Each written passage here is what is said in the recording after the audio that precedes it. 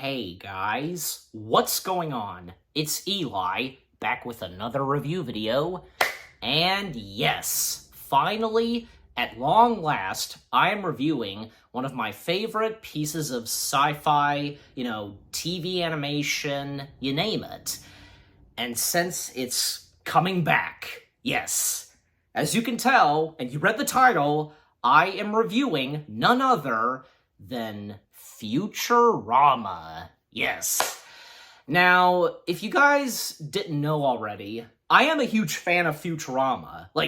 I am. So, it's a great piece of animation from the one and only Matt Groening, the same guy who brought us, one of the most popular animated shows on TV, The Simpsons. And literally, in the late 1990s and before the 90s came to an end, Matt Groening brought us a new piece of animation on TV, which was science fiction, which being Futurama. And yeah, it took off. It became just another, TV animation, TV animated show, I should say. It became a TV animated show masterpiece, a TV animation gem, you name it. Matt Groening once again did it. So basically I'm gonna be, going through season 1 up to season 10. I'm not gonna talk about every single episode, but, I will of course talk about, from say, starting with, the pilot to the last episode, and as for, the, movies, TV movies, and that was, part of season 6, I even, it says so on Hulu, and I'm pretty sure, for, say, IMDb. Let me see. Yes, it does. Okay, so, yeah, season 6, it was the 4 movies split in, 4 parts. I'll talk a little bit about it, but I want to review the 4 TV movies as their own reviews. So there you go. And yeah, so not going to review every single episode. Of course, I'll start with the pilot and then, up to the final episode. I'm going to be, talking about and reviewing, highlighting, obviously some of the best episodes and some of my favorite episodes. So there you go. So, with the pilot, of course, Space Pilot 3000, yeah. Down on his luck, pizza delivery guy is accidentally frozen on New Year's Eve, 1999, and wakes up in the year 3000. Well, technically he wakes up on New Year's Eve of, 2999, I want to say. Yeah. So, yeah, it's crazy because, we have, of course, our main character, Philip J. Fry. And fun fact about Philip J. Fry, because he was named after the late Phil Hartman and also Jay Ward, the creator of, say, Rocky and Bullwinkle and George of the Jungle. And that's another thing, too, because even, say, Homer J. Simpson, named after Jay Ward as well, with the J, so. And Phil Hartman, because, yeah, about Phil Hartman, he was going to be involved with Futurama because he was slated to voice Zap Brannigan, the captain, kind of acts like William Shatner, Phil Hartman, he would have been perfect for that role, but unfortunately, due to his, unexpected, sad, death, the role was given to Billy West. And, again, it's clear that, again, Zap Brannigan is just like, Captain Kirk / William Shatner. And it's obvious because, had Phil Hartman had done the voice, well, I think if I recall, Phil Hartman can do a good William Shatner impression. And, well, same goes for Billy West. He's really good as Zap Brannigan. But anyway, so Philip J. Fry, who's a pizza delivery guy, at this point, just his life is just miserable.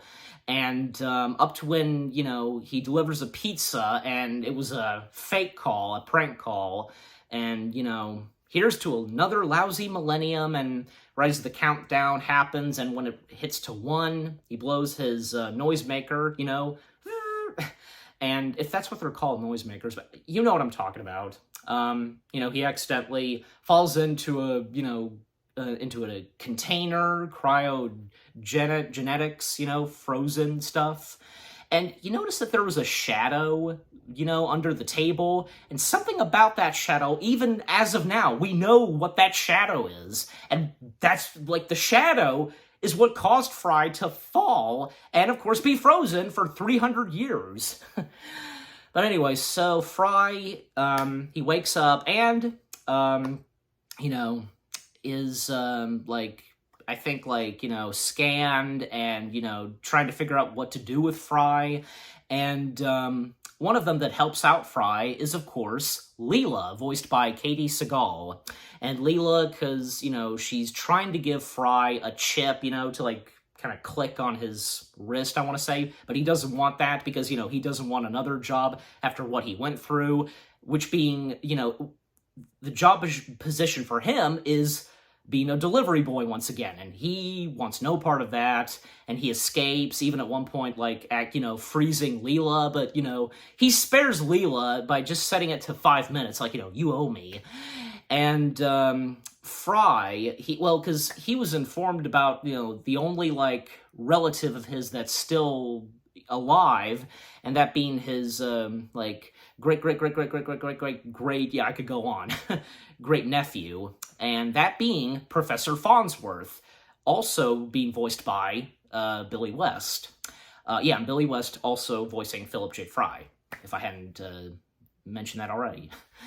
And Fry, because trying to find a phone booth, he does find one, but there's something about that booth that, like, we don't know for just a moment.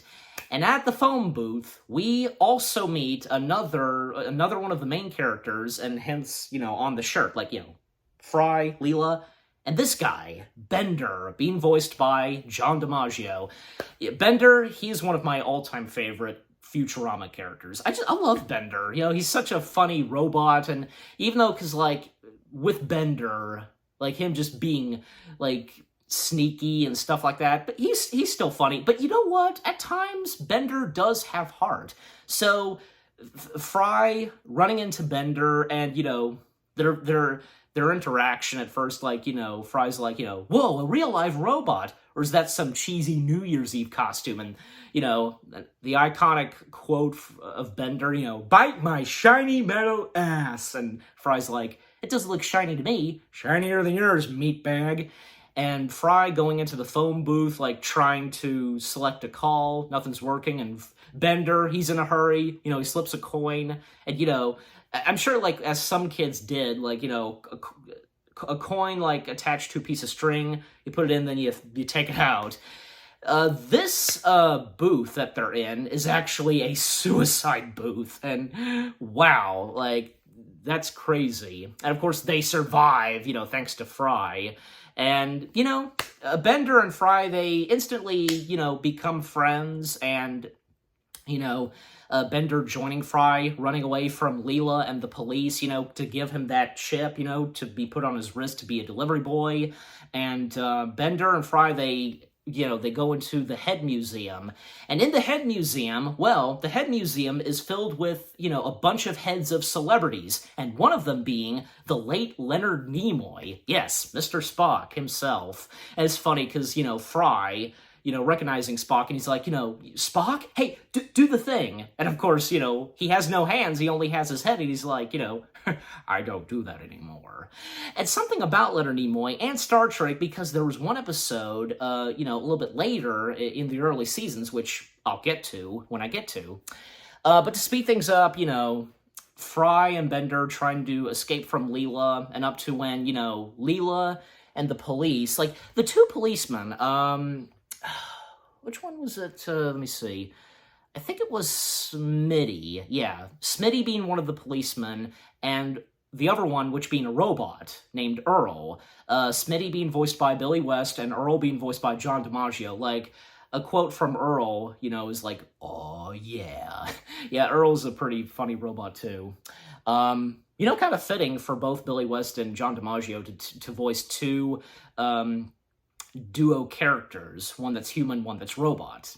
You following? So, Leela, of course, eventually joins with Fry, even after, say, Smitty insulted Leela, like, mentioning about her eye, and even brought up about her nose. You think that she's insulted that, about, like, say, her eye, but no, because she says, no one makes fun of my nose. Like, seriously? You're not, like, what about, like, you're not offended about what he said about your eye? Okay. Eventually, because they find Professor Farnsworth at the Planet Express building. Planet Express being this delivery business, and, Fry does become a delivery boy after all, once again, but for Planet Express. And you know what? Because, Planet Express seems a perfect fit for Fry. So, yeah, and even say, in the head museum, because when they were hiding and they were escaping, they accidentally knocked the container of the head of Richard Nixon. Yes, and Richard Nixon being the president of in the show Futurama, like the Earth president, basically. And I tell you, because I think, Billy West, he voices Richard Nixon, and pretty funny, because, doing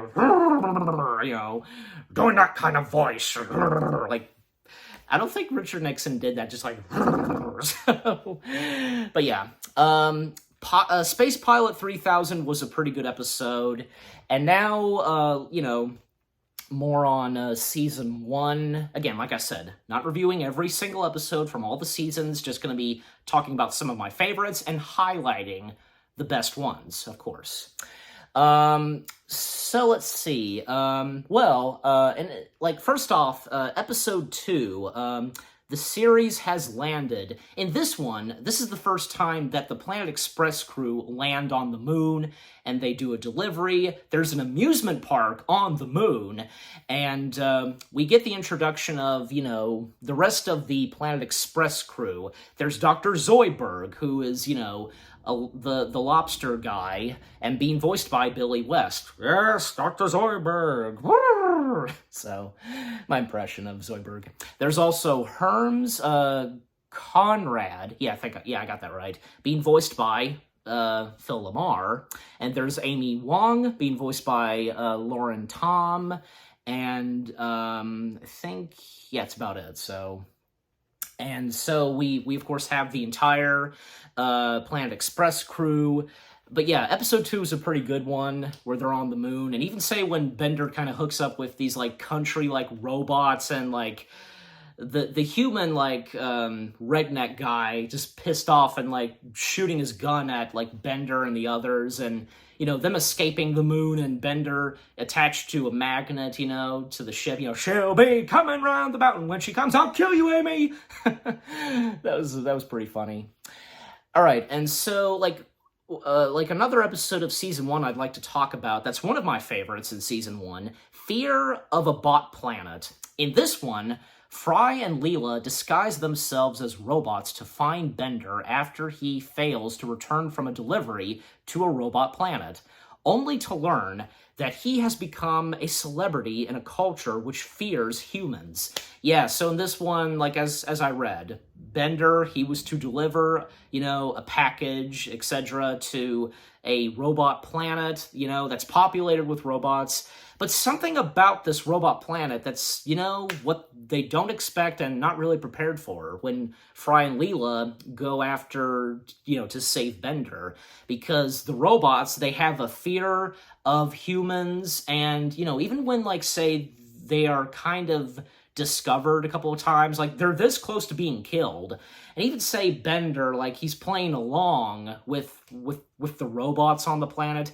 Even say, there's one scene where they're at the movie theater, and, the movie that they're watching, because, it's two robots, and, they're being attacked by a human, and it's a robot actor pretending to be a human, and the way that the human is portrayed, just I will eat the robots. It's pretty funny.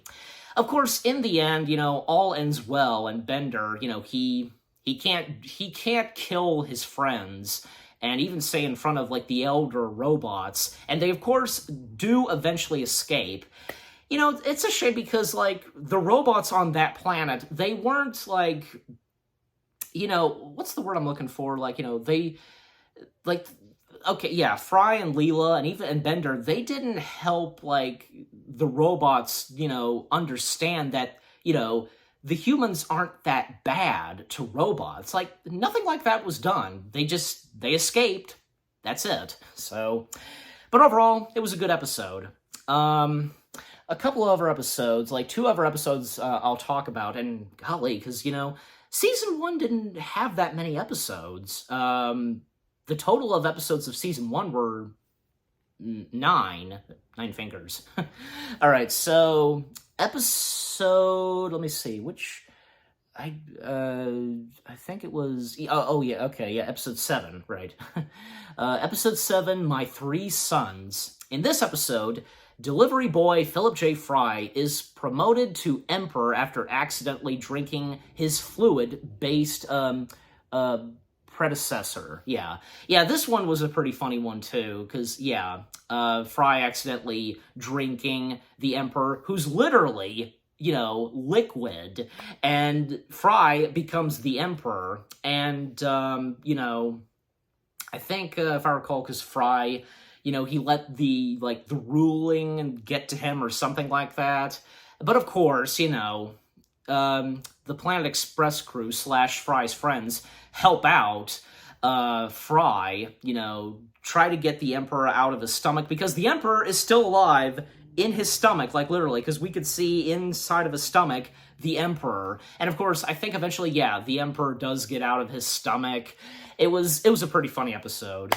And then we come to the 9th and final episode of Season 1, Hell is Other Robots. In this one, Bender joins a robot church after fighting an addiction to electricity, but reverts to his addictive behavior of cigars, booze, and robot hookers, leading to a musical confrontation with the Robot Devil.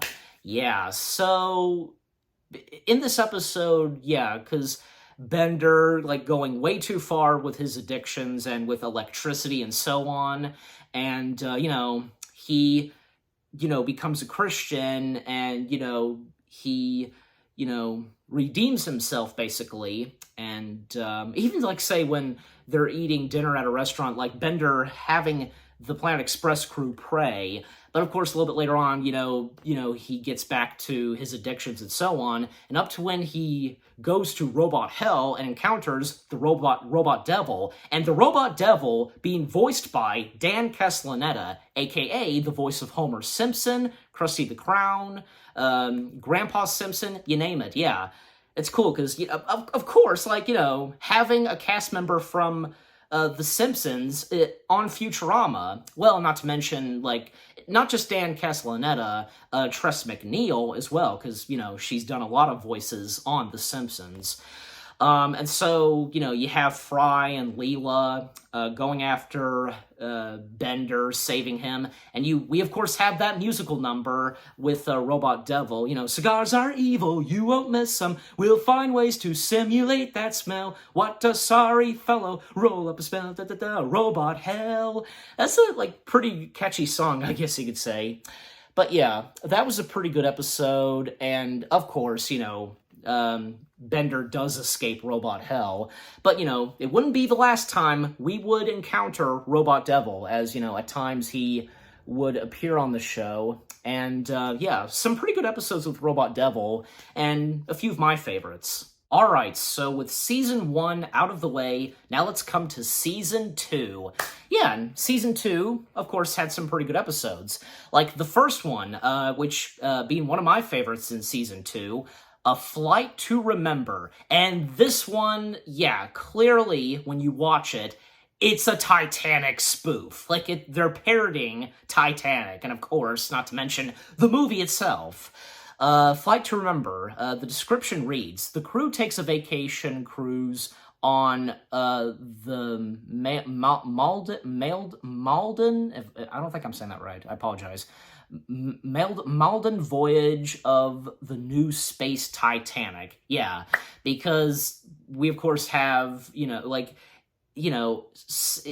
the time setting of Futurama, because, they, of course, have cruise ships that go into space, and one of them being the Titanic, and the Titanic being captained by Zach Brannigan.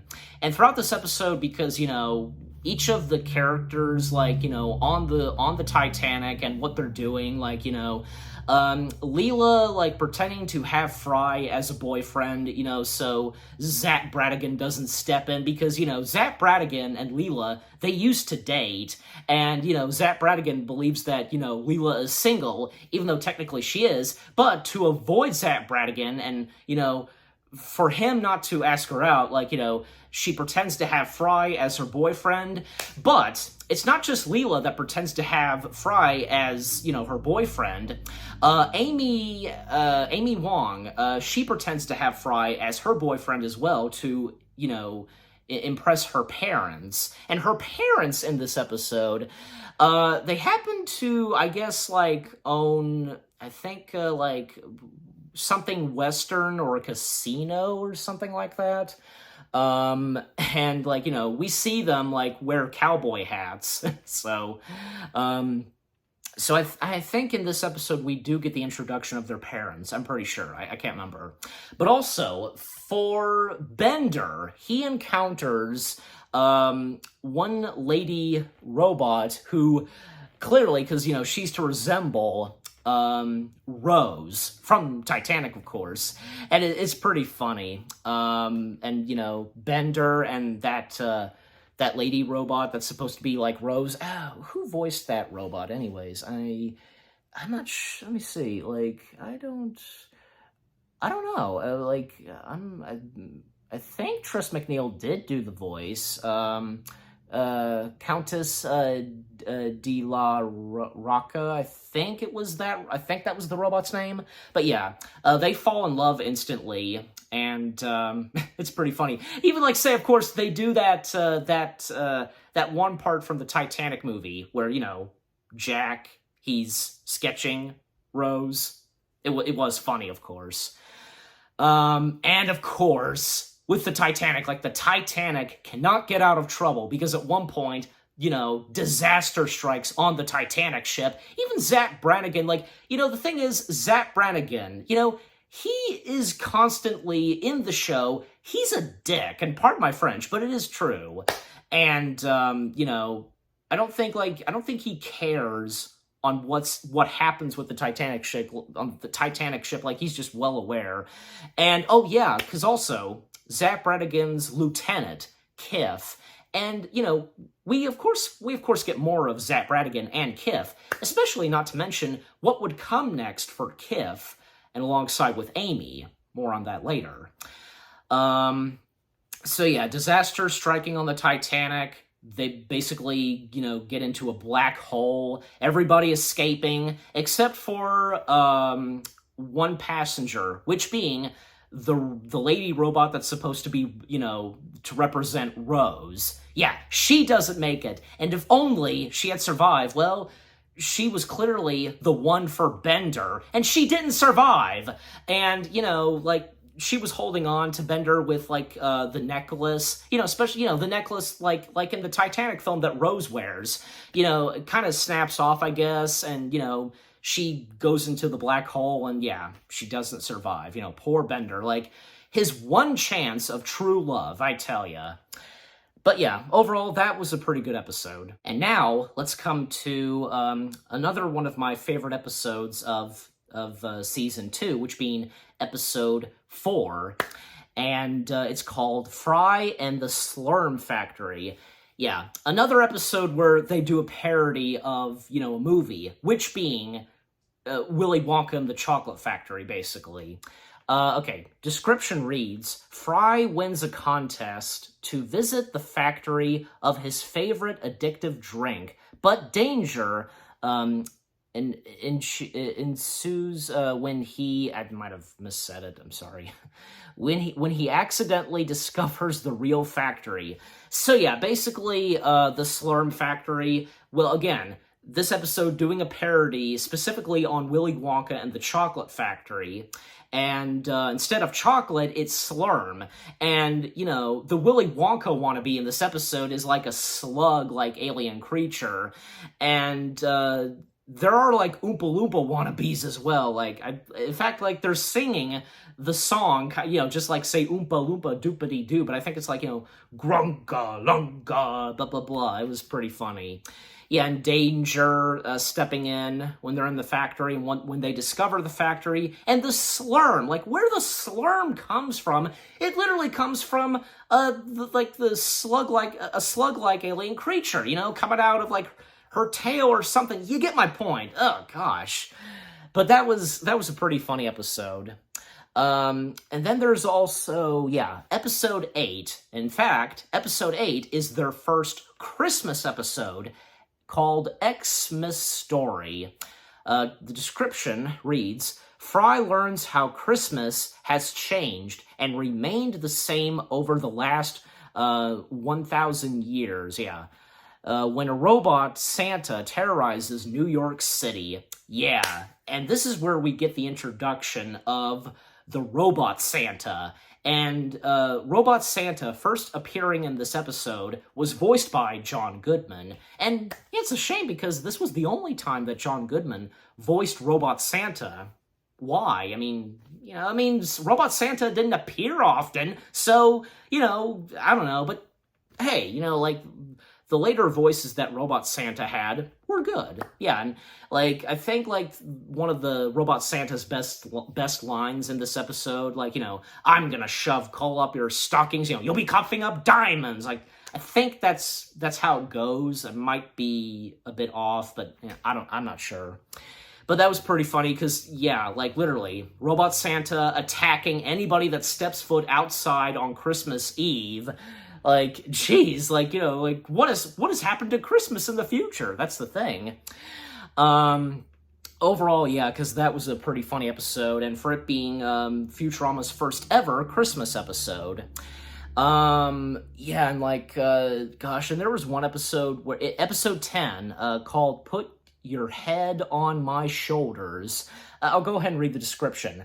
After a horrendous accident requires his body to be rebuilt, Fry's head is attached to the shoulder of a coworker, which being Amy. While Bender opens a dating service just in time for Valentine's Day.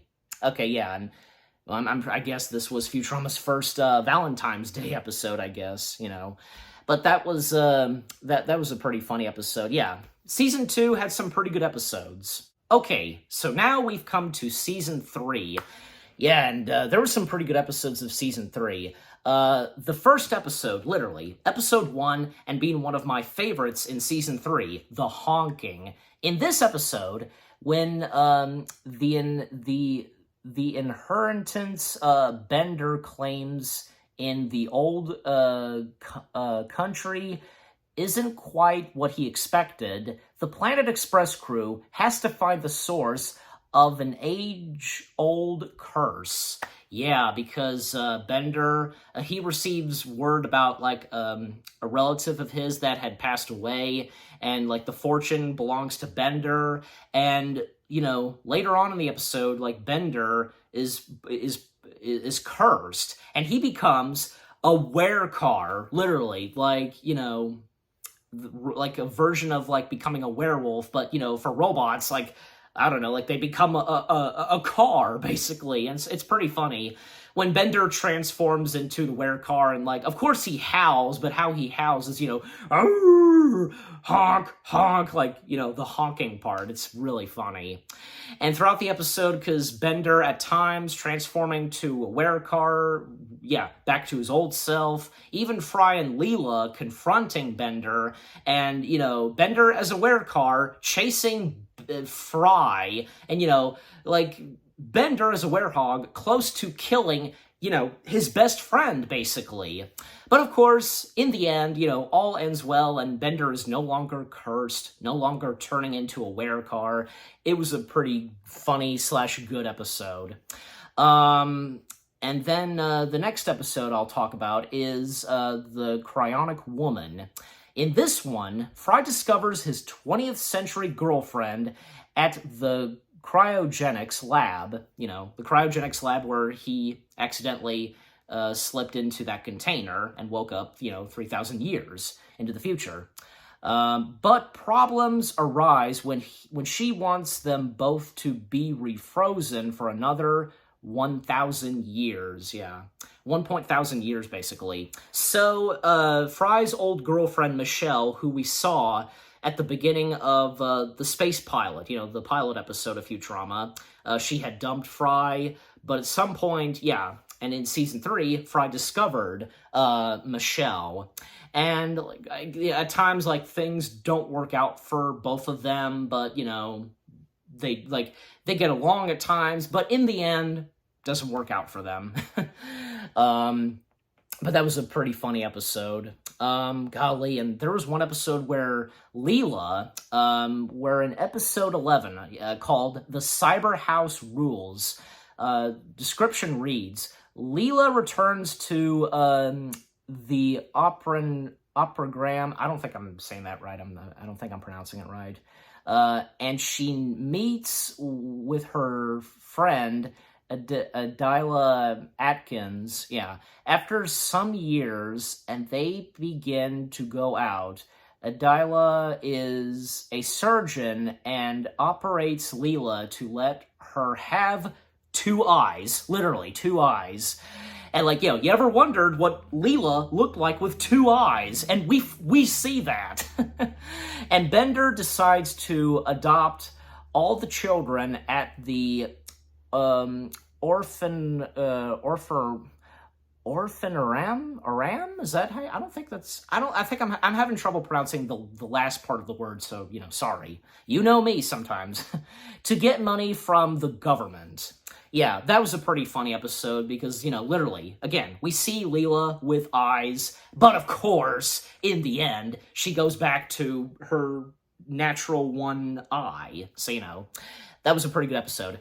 And and there's also episode 13, another one of my favorites in season 3, called Bending the Wind. After being crippled, Bender gets a new career as a folk rock singer. Fry, Leela, Amy, and Dr. Zoidberg follow him around the country. Yeah, so again, another one of my favorite episodes in season 3. Because, in this episode, Fry and Bender, they first discover in the junkyard a hippie van, and, still, in good condition, when it's touched up and, it still runs. And Bender, I think, their oil does not exist in the future, and, all they have as of now is, whale oil, basically. Whale is in the title of, the oil, I guess you could say. And Bender, Farnsworth and the Planet Express crew, they encourage Bender to use the machine that, can open the barrel of oil, basically. But Bender, he has a fear of that machine because the last time it almost damaged his head and so on. But of course, he's brave and faces his fear using it. But of course, he accidentally gets into the machine and, being damaged and so on. And even causing him to sing and, singing, Jimmy Crack Corn, I don't care. And at this point, he's told that he can no longer move. And thus, he then meets with Beck, voiced by Beck. Beck, I think if I'm correct, he is a rock singer and, he guest stars in this episode. So Bender joins with Beck, and even the Planet Express crew, using the hippie van, and at one point at a laundromat, their clothes accidentally, become pink, and they become, I guess, hippie style, and to go with the van, and, they like it, and thus, using the van, and again, touring with Bender, and Bender becomes a hero to the fans, who go to the rock concerts. And, Bender, because he's unable to move and he has, this device on his neck, with tiny hands, and, it can play, he can play his body, you know, like, I guess a washboard. But at one point, Bender is able to move again, but he has to hide that from Beck and to all of those, you know, part of the concert and the fans. But of course, he exposes himself by dancing and so on. And even say, like, one member of the rock band was a Cylon. Like, okay, so there's a Cylon. Like, no explanation. Like, it's there, so, you know. In the end, because, you know, I think, yeah, Beck, he's, you know, he's cool with Bender, and, you know, worth a shot for Bender trying to be part of, you know, the band and so on. But even though he's better now, he's no longer crippled, yeah, he can't join them. So that was a pretty good one. Yeah, and also, yeah, the final episode of season 3, yeah, and this was a good one, called I Dated a Robot. The description reads, Fry ignores the warnings of the Planet Express staff and starts dating a robot with the downloaded personality and holographic image of Lucy Liu. Leela and Bender make a disturbing discovery while trying to save Fry from his short-sighted decision. Yeah, this was a pretty good one, and for this being, you know, the last episode of season 3, you know, episode 15. Of course, you know, they got Lucy Liu for this, you know, playing a robot with the downloaded personality and holographic image. But of course, Bender and Leela, they find the actual Lucy Liu, the head of Lucy Liu, basically. And basically, like, her and there are a couple of other heads where they're locked up because, you know, using their image and so on for the robots with the holographic look, you know, image and personality of them. And even to, like, say, you know, how the Lucy Liu, the fake Lucy Liu, the robot, like, how she interacts, you know, like, kind of talking normal, but then at one point, like, finishing her sentence, says something robotic. So, yeah. And one of the heads that was locked up, not just Lucy Liu, but another one that I can remember is Harrison Ford. Well, that's understandable. But, yeah. And what happens at the end is that a bunch of holographic robots that resemble Lucy Liu start to attack, but of course they're defeated, and kind of emotional for Fry because, you know, he has to shut off, you know, the fake Lucy Liu. And, you know, Fry, he asks Lucy Liu out at the end, but already things hit between Lucy and Bender. Okay, so, you know, that was pretty funny. And even though we don't see Lucy and Bender together again throughout, you know, the rest of Futurama, but overall, that was a good episode and a funny one. And again, for it being the last episode of season 3. Okay, so now we've come to season 4, and yeah, you know, season 4, it too had some pretty good episodes. Like the first episode called Roswell That Ends Well. In this one, Fry causes trouble for himself and the rest of the crew when he accidentally causes them all to be transported back in time to Roswell, New Mexico in 1947. Yeah, I think it's obvious that, you know what, they would do something like this, and, you know, Roswell, stuff like that is pretty funny. Even say, like, you know, at one point, well, of course, you know, the Planet Express ship, you know, they crash land. Fry, Leela, Bender, and along with Professor Farnsworth and Dr. Zoidberg, all 5 of them, you know, they accidentally travel back in time to Roswell, New Mexico in 1947. And Zoidberg at one point gets captured, and along with Bender's body, all that's left is Bender's head, you know, safe and sound with the Planet Express crew. And they have to go in and save Zoidberg and also, you know, save and retrieve Bender's body. Bender's body, mistakenly believed to be a flying saucer. In fact, later on, like, they put it back together, they put Bender's body back together, but as a flying saucer. It's pretty funny. And even say, we even get the appearance of the president, who was president at the time of 1947, President Harry Truman, and President Harry Truman being voiced by Maurice LaMarche. If I hadn't I hadn't mentioned Maurice LaMarche already, because Maurice LaMarche being, one of the, main voice cast members of Futurama. So, him and right next to Tress MacNeille. And, Philip J. Fry, he runs into his, I think his great-grandfather, I want to say? I'm pretty sure. I think just his grandfather, yeah.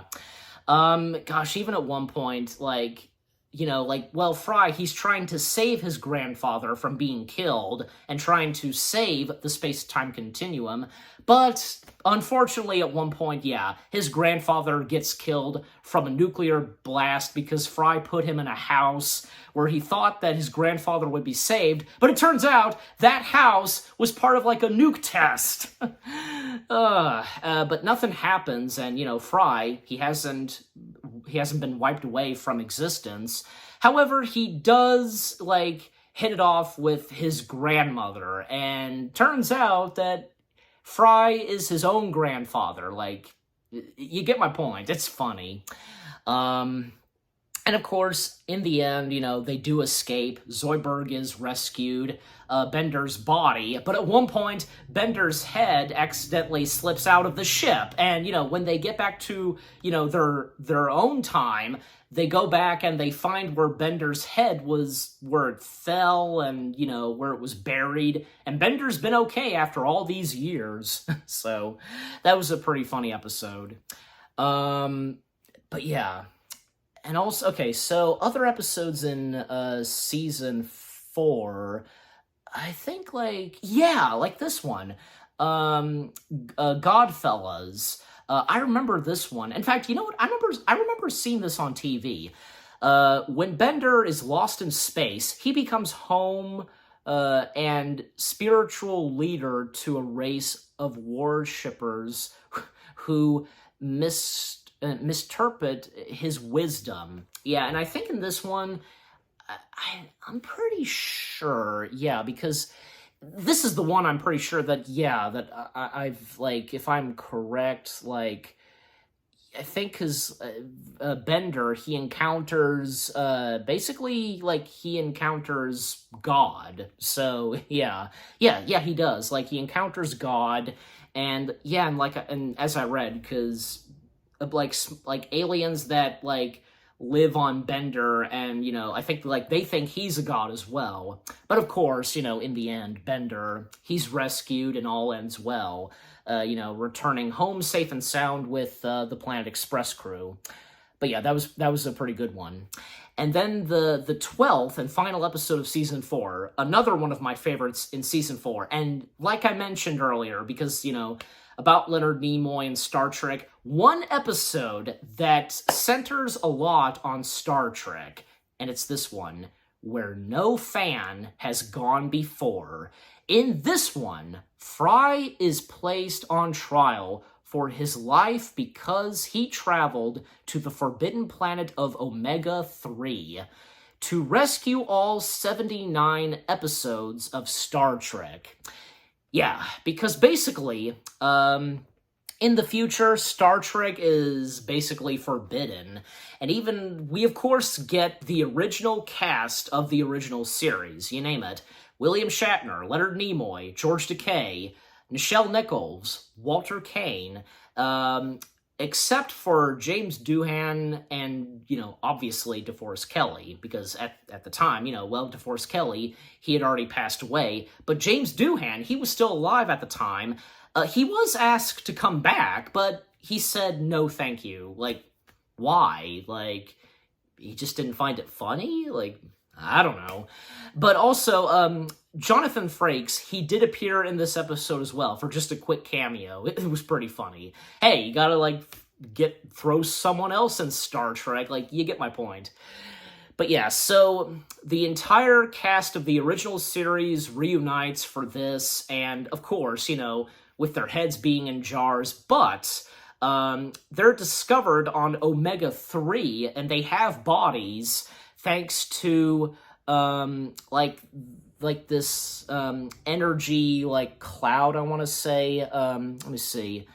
It was Melvar. Yeah, Melvar. I almost forgot that name. Melvar, this like floating green like energy cloud, I want to say, that, you know, like even like Bender saying, you know, cheesy effect, and clearly because Melvar is to resemble like how something like that would look back when the original series was made. Like, I think like a good example is like the one episode with Trelane, where we see his parents, like, they were just like floating like green things, like something like that. Like, that's a good example right there.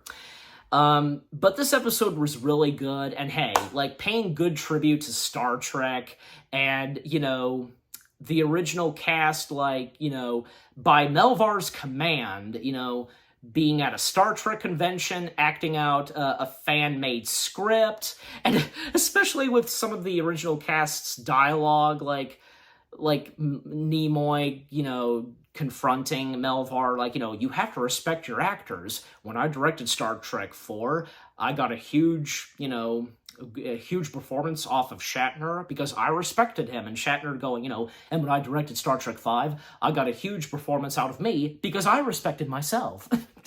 Oh, Shatner, you know, but obviously that was just part of the episode and for laughs, so, you know, I mean, no, I'm sure as though, yeah, Shatner, he got huge, you know, respect, like, he respected the cast, you know, that when he directed Star Trek 5. So, you know, but anyways, and with Zach Bradigan and Kif appearing in this episode, not to mention the trial that happens, like, from Fry, Leela, and Bender, they sit in the chair that's the same chair that Captain Pike was in with, you know, the flashing light, you know.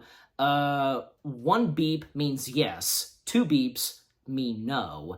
And basically, like, Fry, Leela, and Bender, you know, talking about what had been going on, and basically how, when they're talking about what's been going on, like, in the episode, they do that by using, like, the flashing light, like, you know, it's beeping, like, they can't talk. Oh my gosh, it's fun. Like, you've seen the episode, you know what I'm talking about.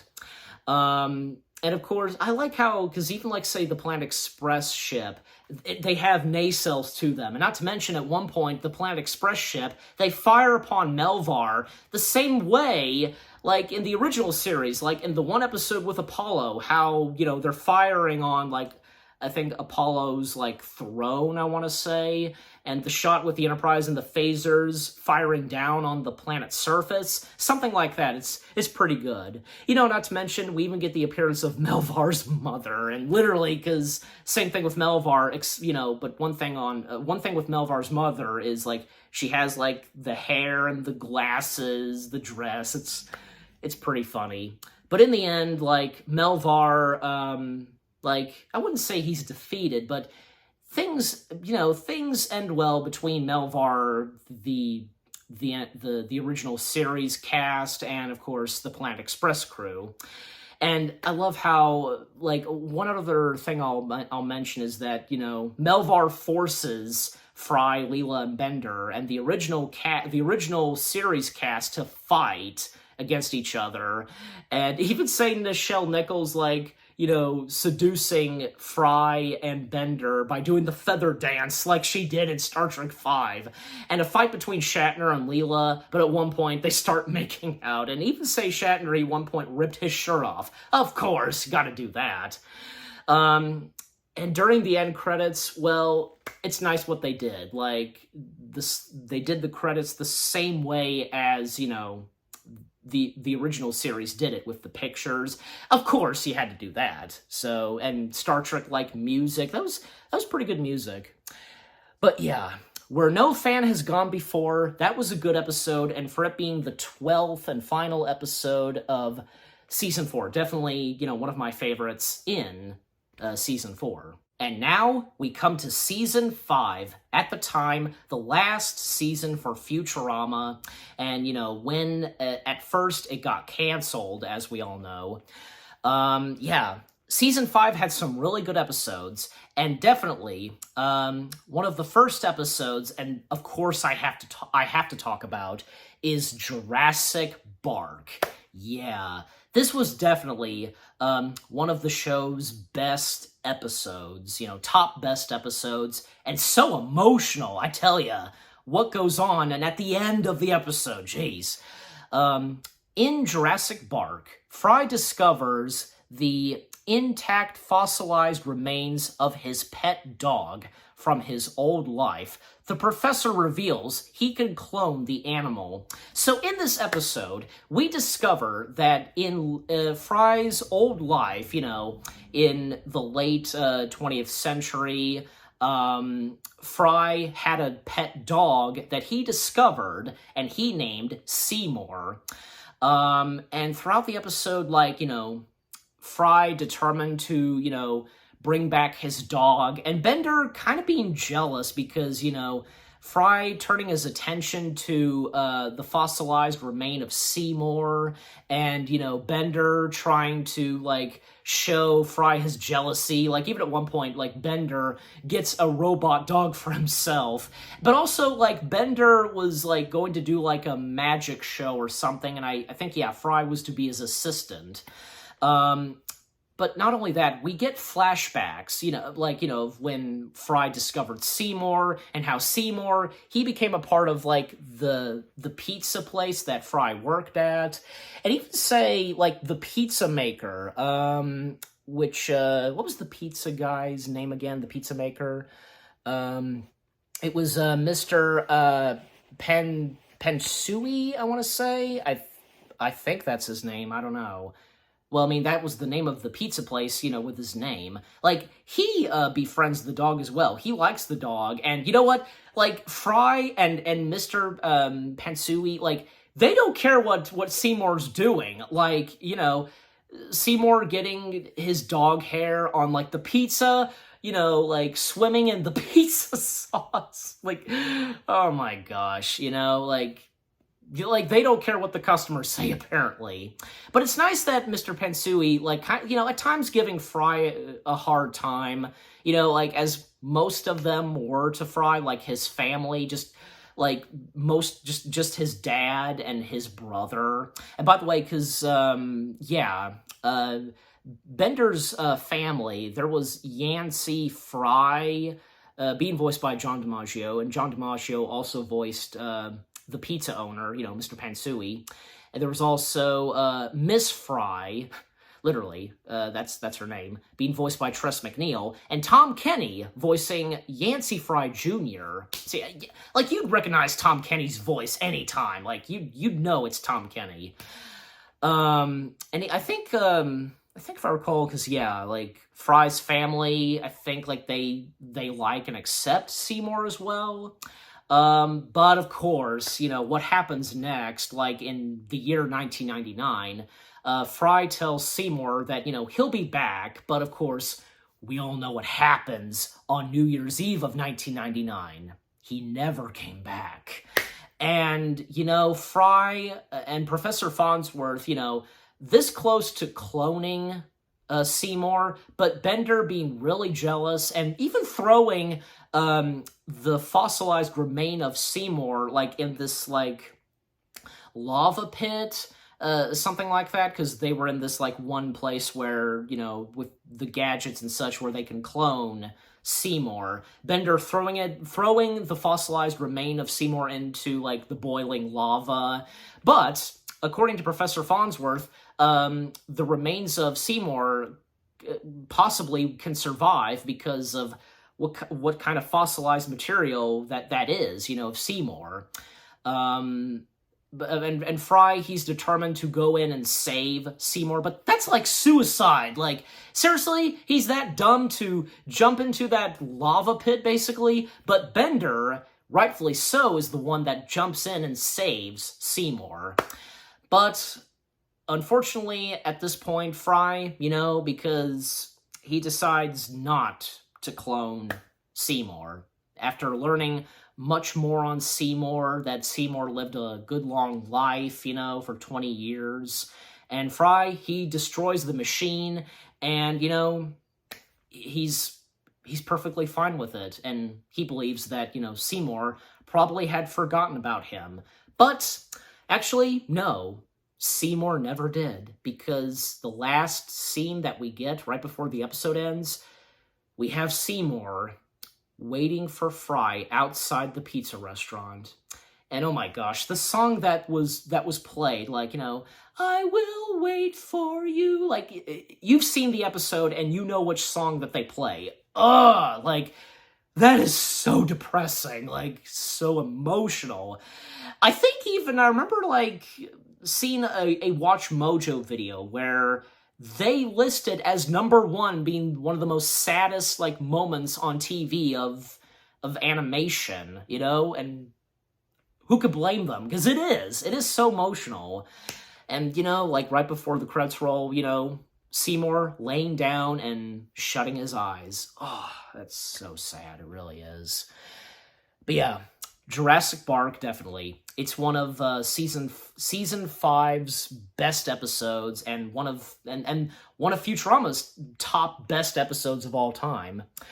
All right, and so, like, the rest of the episodes, like, a couple that I'll talk about, like, episode 5, this one, called Kif Gets Knocked Up a Notch. In this one, Amy is distressed when her alien boyfriend Kif becomes pregnant. Yeah, because at one point in Futurama, Kif and Amy, they become a couple, and I almost forgot about this because Kif becomes pregnant. Well, I mean, for him being an alien and one of those things, you know, it was pretty funny. Oh, yeah, and this was another good one, too. Episode 10, The Farnsworth Parabox. In this one, Professor Farnsworth creates a box which contains an entire universe and sends Leela into it. Yeah, where she discovers another Planet Express with a few notable differences, obviously, because, you know, in a different universe. Yeah, this was a pretty good one, because one of the highlights, for this episode, well, was like, say, in the other universe, Bender in that universe is golden. So yeah, like, Bender in that universe being golden, and with the other characters, like, Leela has a different hair color, the same goes for Fry, like, he has, like, black hair and, like, a green jacket instead of, like, the red jacket he wears. And Professor Farnsworth in the other universe, like, he has, like, stitches around his head. Like, I want to say, like, something similar to, like, Frankenstein's monster, I guess, you know. And, like, this had some really good funny moments. And also, like, in the alternate universe, Fry and Leela, they're actually a couple and they're married.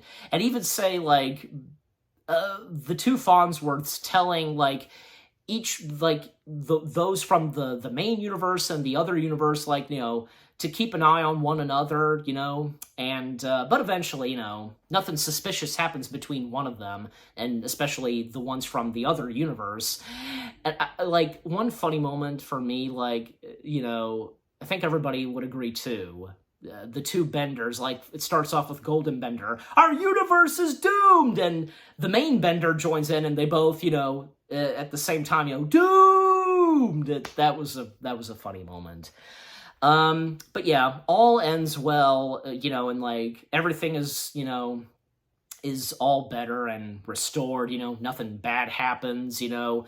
Those in the other universe, like, go back to their, like, into their own universe, like, each of them going back to their universe in the box.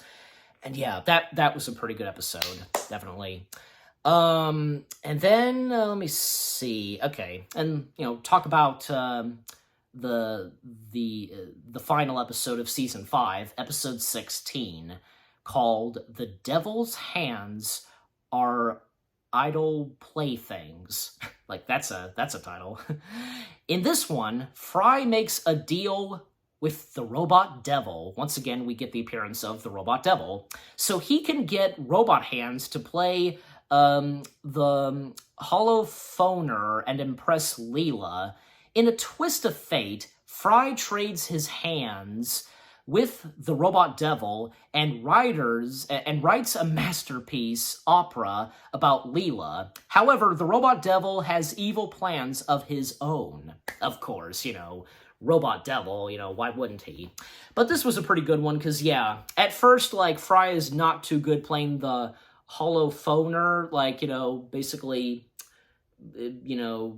it plays like, you play it and, like, images pop up, you're playing the music and, like, it tells a story, basically. But even when, like, say, Fry is kind of messing up the notes, like, something happens to the image, even, like, one has to do with the snail, and the more he messes it up, the snail becomes, like, a mutant snail. It's pretty funny. But yeah, at that point, Fry, like, making a deal with Robot Devil to, trade hands. Like, Fry gets the Robot Devil's hands, while Robot Devil gets his own hands, Fry's hands. It's kind of weird, because, you see Robot Devil with human hands, and, with Fry, you see him with robotic hands. And you know what? Because Fry is this close to playing for Leela at, like, a concert performance, but at one point, like, Bender... I think he was in on it with Robot Devil, I want to say, where Bender, he uses like a bullhorn, and it causes Leela to go deaf. And, like, right when she was going to hear Fry's performance.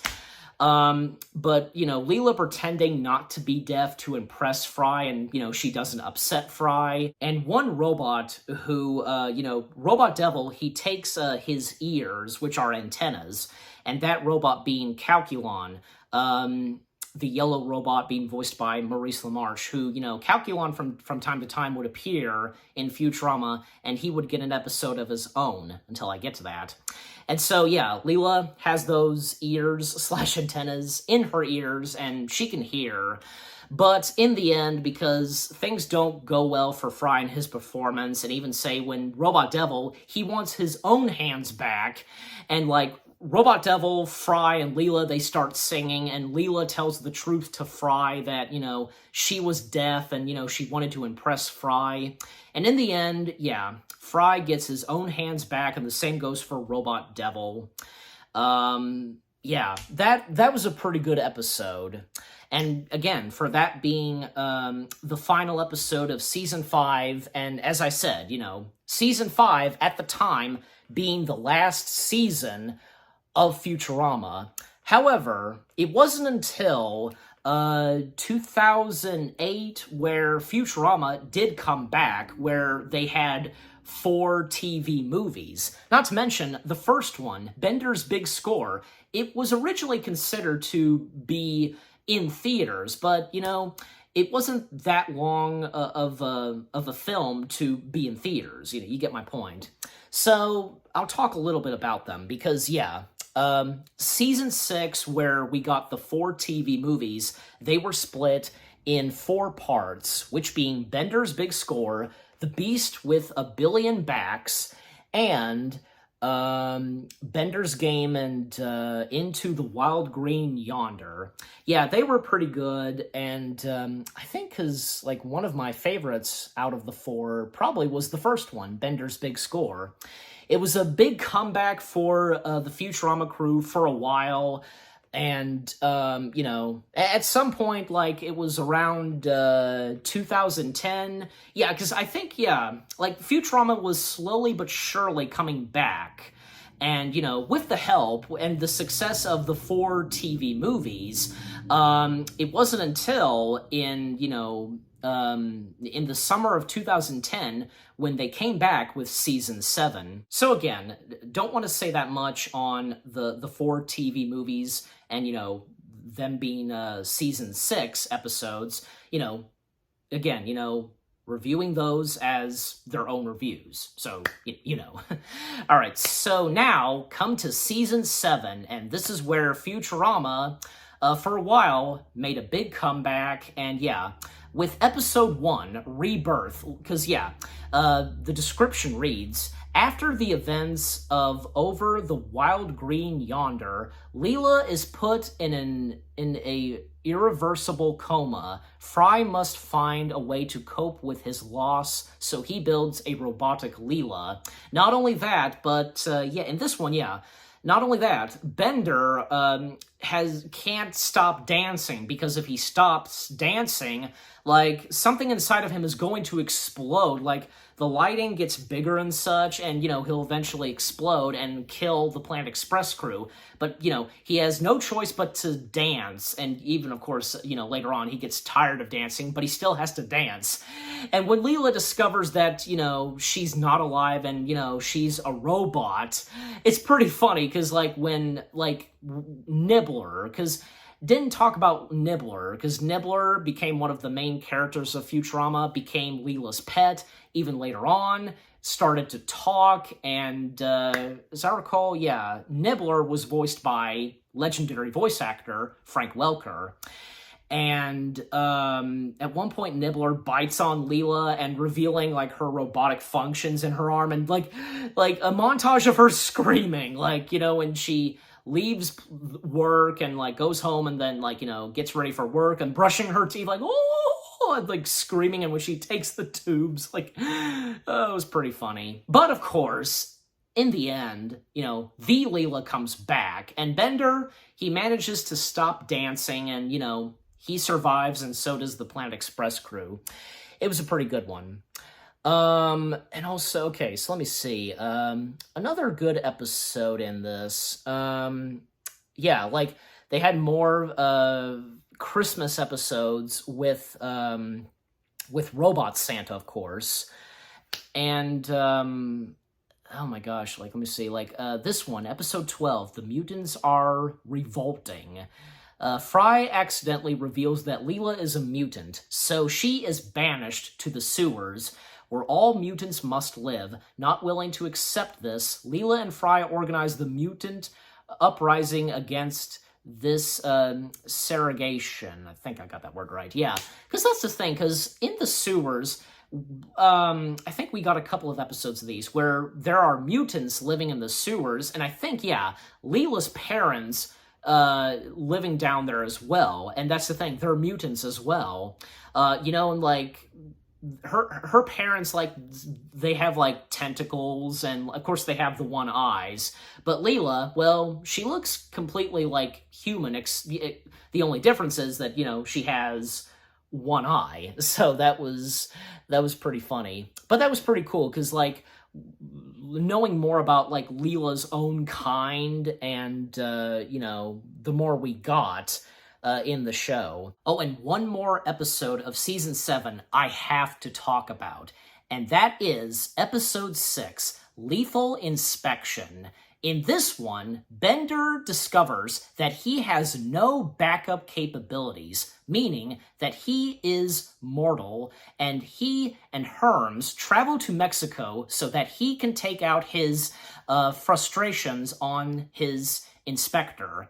Yeah, this was a really good episode centering on Bender, because, yeah, it's interesting, because out of all the characters, part of the Planet Express crew, you have Bender and Herms, as a duo in this episode, because usually it's, Bender and Fry. I don't know, I guess for those that, had watched Futurama, and at the time, probably they never expected, for Bender and Herms to team up together and have an adventure of their own.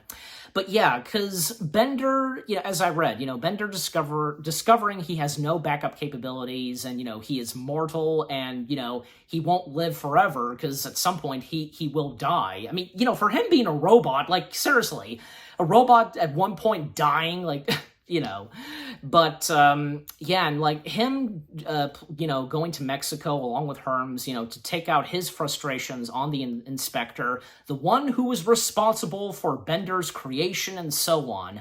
I tell you, a lot of good things happen in this episode, of course, the funny moments, and definitely the emotional moments.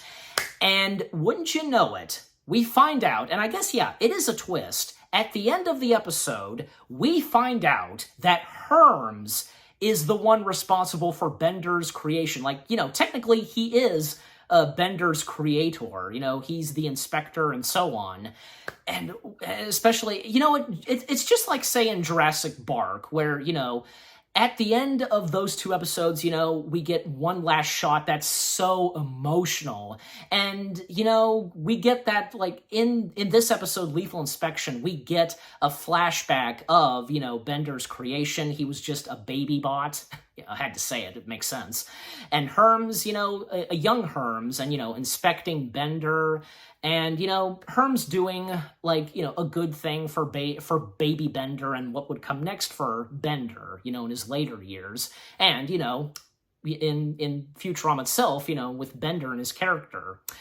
And yeah, like, Herm's, like, one point, like, deleting the file, like, making sure that Bender does not know that Herms is the one. Just, and yeah, Lethal Inspection, it was a really good episode in Season 7. And yeah, Season 7 being a good season, and, for Season 7 being the comeback for Futurama. Oh, and you know what, also, there were these series of episodes where I think probably there were only 2, starting with Season 2, and it's called Anthology of Interest.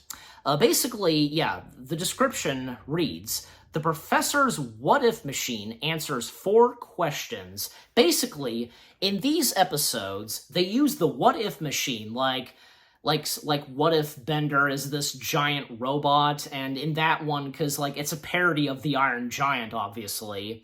And then there's one where Leela accidentally murders Professor Farnsworth, and, she then starts murdering the others to hide the evidence. And even up to when it's just her and Fry. Even say when Leela has sex with Fry, and I think, like, I don't know, I don't think she kills him in the end, I don't think so. And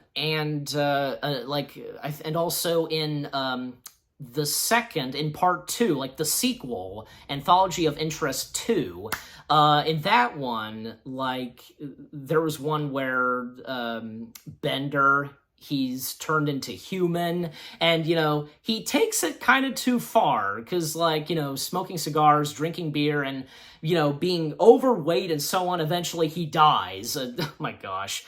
And then there's one where, in that episode as well, in the same episode, where Leela, she was going to use the what-if machine, but at one point she's knocked out, and she, she starts dreaming that she's in The Wizard of Oz, basically.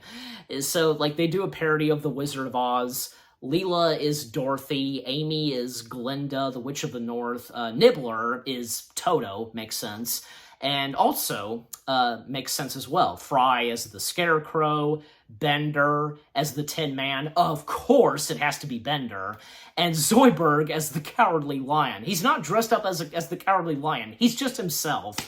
And the Wicked Witch of the West, of course, you have to have Mother, because I didn't talk about Mother, because Mother was an interesting character on the show. Like she's kind of the antagonist at times, kind of like, being like mean and so on. And not to mention, she's trying to bring Professor Farnsworth down at times. I think because like the show establishes they were in a relationship at one point. But I don't know. I can't remember that much. But yeah, makes sense for the Mother to be the Wicked Witch of the West. And the Wizard, of course it has to be Professor Farnsworth. And, even say Leela as Dorothy, she becomes a witch as well. It's pretty funny. That was a pretty funny episode. But yeah. And so, I can't remember, because I think, if I remember correctly, there were only 2 episodes of, Anthology of Interest, yeah. But yeah, for Season 8, because, yeah, had good episodes, of course. Like, like, Episode 2, called Benderama. In this one, the professor invents a device that creates 2 half-sized duplicates of any object. Bender uses this device to create copies of himself, so he doesn't have to work, but things quickly get out of control. Yeah, but, it's like in Bender's Big Score, one of the first 4 TV films where, there were multiple, like, clones of Bender. Even at the end of the episode, like, it causes a rift, and, like, many Benders pop up and, you know, everything's doomed, you know.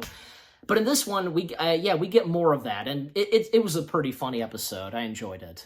And then the one after that, another one of my favorites, and that has to do with Bender, episode 3, Ghost in the Machines. Fry believes that a human life is more important than a robot life, so Bender decides to kill himself again, only this time he really follows through, but instead of dying, he turns into a ghost that haunts Fry. Yeah, Bender does finally kill himself after many times, you know, threatening that he was going to kill himself and so on, but he does even say going into that suicide booth. Actually, at one point, Bender dated that suicide booth, and, you know, the suicide booth, like, you know, tells Bender that, you know, he won't die of suicide, but he'll die of murder.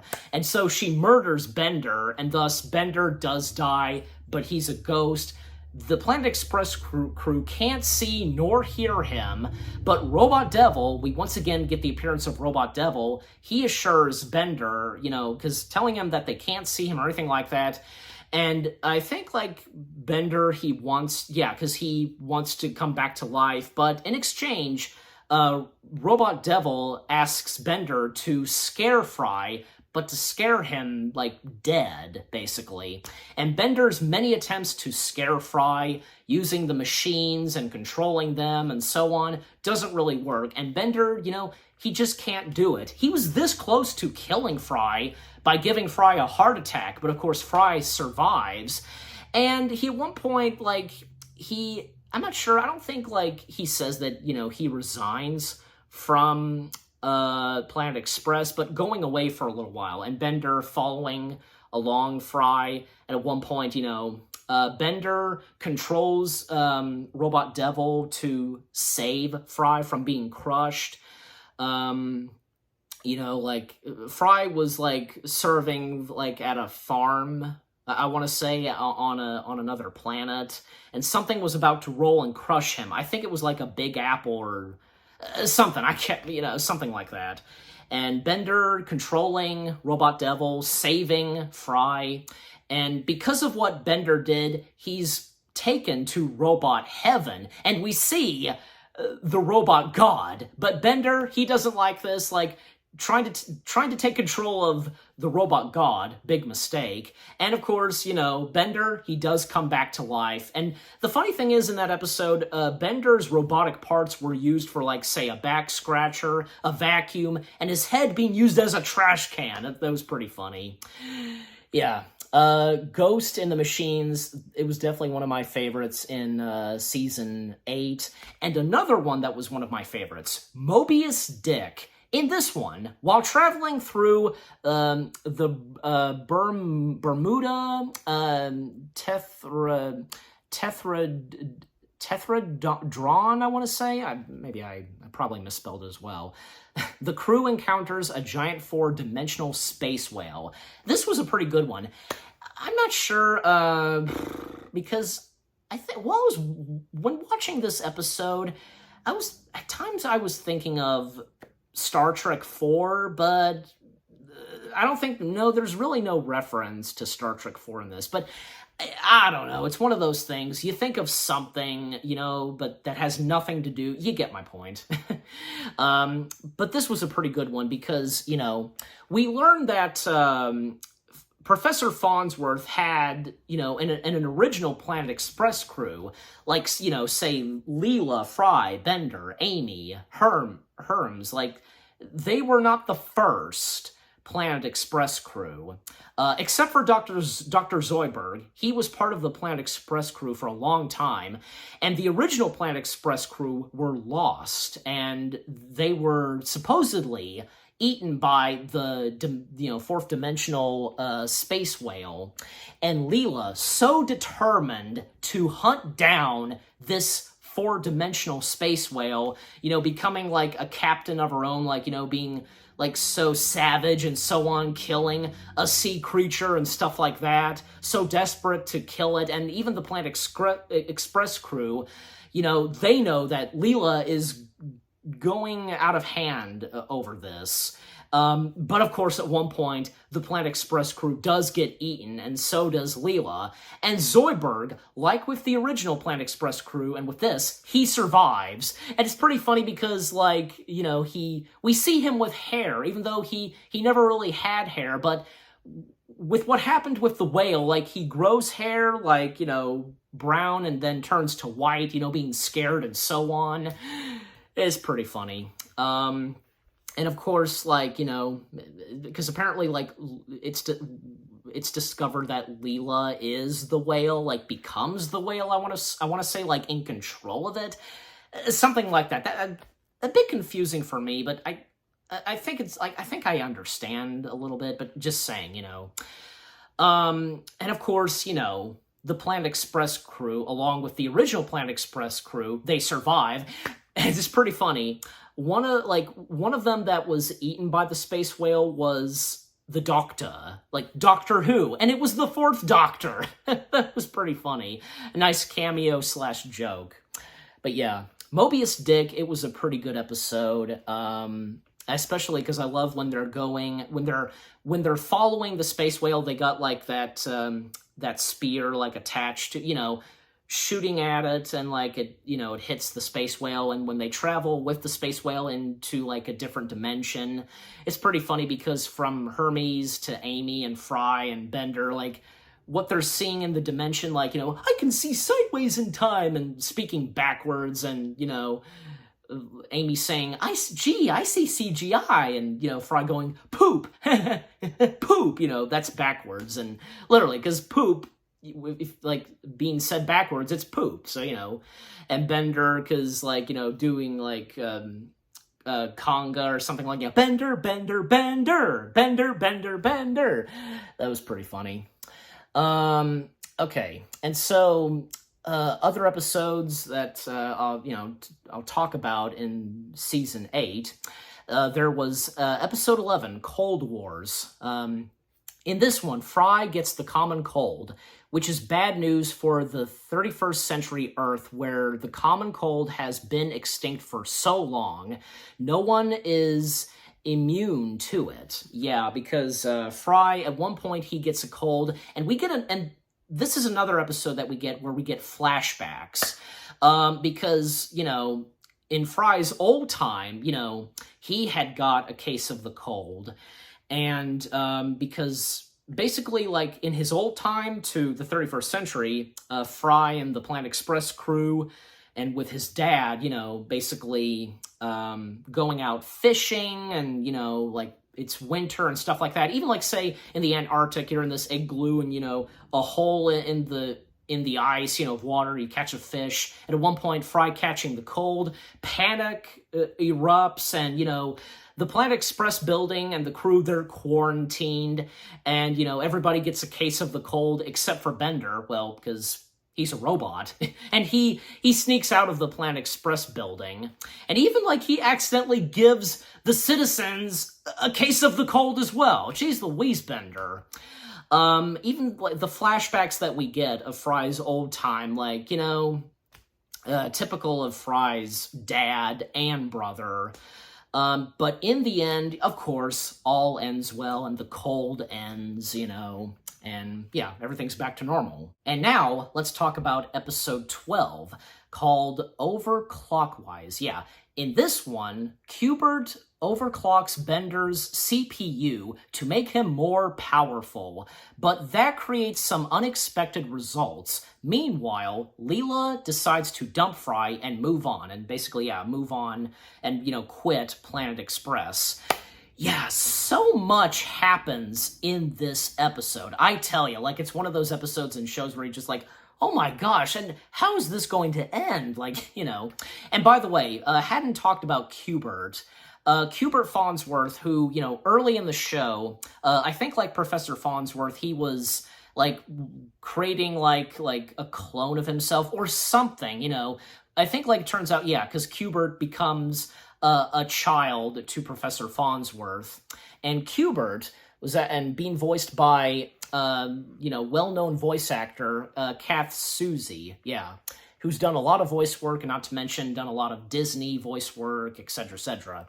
But yeah, because at one point, the mom is determined to take down Professor Farnsworth. At one point, Professor Farnsworth and Qbert, they get arrested, and, what's next for Planet Express without Professor Farnsworth? And like I read, as I read the description, Leela dumping Fry and quitting and resigning from Planet Express, while Bender, he becomes like a godlike being, I want to say, and, in the end, of course, all ends well, and of course, Farnsworth and Qbert, they're proven not guilty, and Bender, he, goes back to normal as, himself, good old Bender, and Leela, she comes back and, of course, gets back together with Fry. And, and the 13th episode, the final episode of Season 8, Reincarnation. The gang is reincarnated as 1930s black and white cartoons, the 1980s Saturday morning television characters, and Japanese anime heroes. This was a fun episode for Futurama, because it's really cool just seeing the Futurama characters in different cartoon styles, and like black and white to anime, stuff like that. And they did something like that again, like in a later episode of, the next 2 seasons. Okay, so now we come to Season 9. And yeah, once again, good episodes in Season 9, starting with Episode 1, and one of my favorites in Season 9, The Bots and the Bees. Bender fathers a child with the office beverage machine. Yeah, because at one point in this episode, Bender, he fights with, a soda machine, but at one point, they get it on, and the beverage machine, named Bev, being voiced by Wanda Sykes, she creates a robotic child that looks exactly like Bender. Bender is the dad, and it's pretty funny because, even at one point, Bev abandoned her son because, she couldn't handle the giggling and such from the kid. And I believe, because I think Phil Lamar, because he voiced the Bender and Bev's son, Ben Rodriguez, and you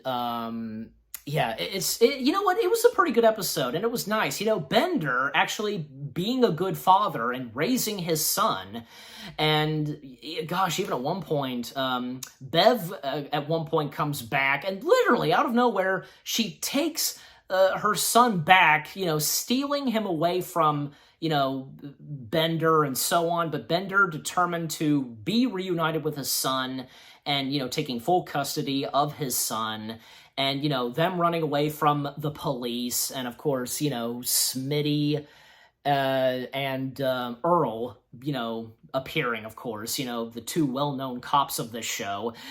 Oh gosh, because even Bev had a child with Earl, so now Earl is a dad as well, and